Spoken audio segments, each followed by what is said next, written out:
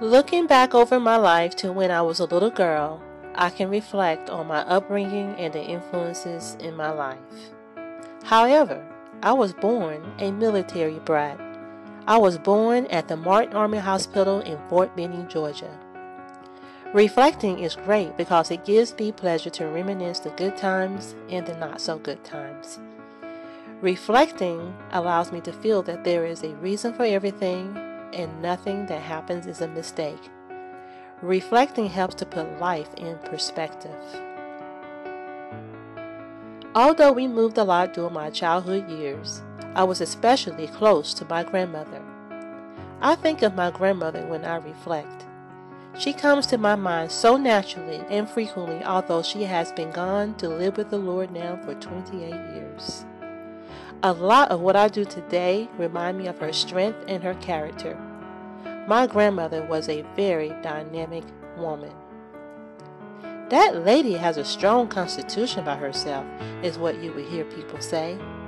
People really loved her strong will, her straightforwardness and honesty, and she had a no-nonsense demeanor. Everyone loved to be around her, even when she gets into a heated discussion. She loved to entertain people by singing, playing the piano, and cooking. There was always food on the stove when you visited her house. She was also a seamstress to many people, and especially to her granddaughters. Her sewing ability inspired all of her granddaughters to learn to sew.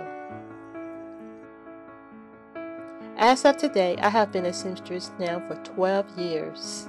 I have made dresses and outfits for my daughter, Jada. The following are the dresses I made recently for her.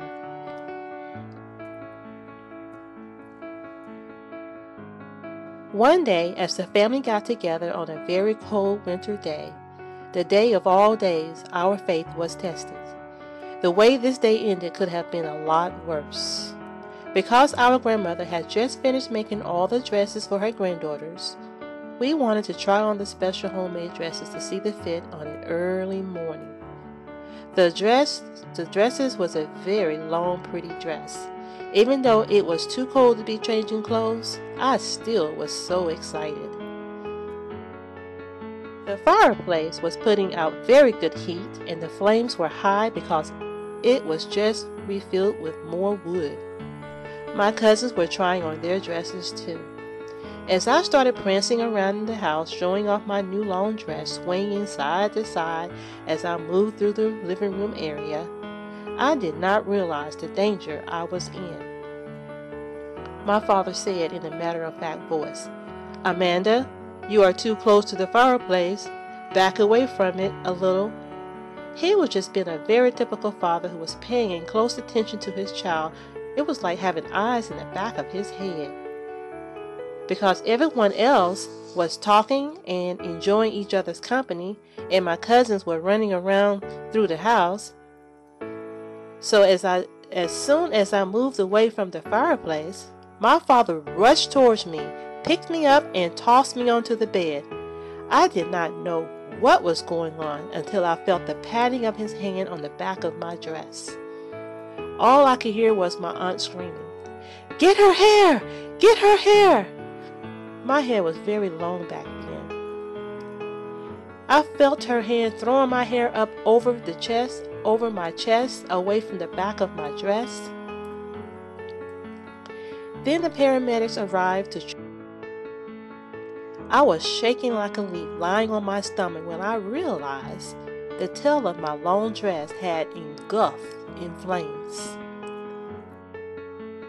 Fog as the white coats were approaching me and the voices were saying, "She was very lucky, little girl. This looks like second-degree burns," as they were picking dead tissues from my legs. And I did not even cry or scream. I was numb. So the moral of this story, from the list of functions and values of art, is to reflect our experiences and to express and arouse emotions. Because of this experience, I feel that I'm a very conscientious person today who loves to sew.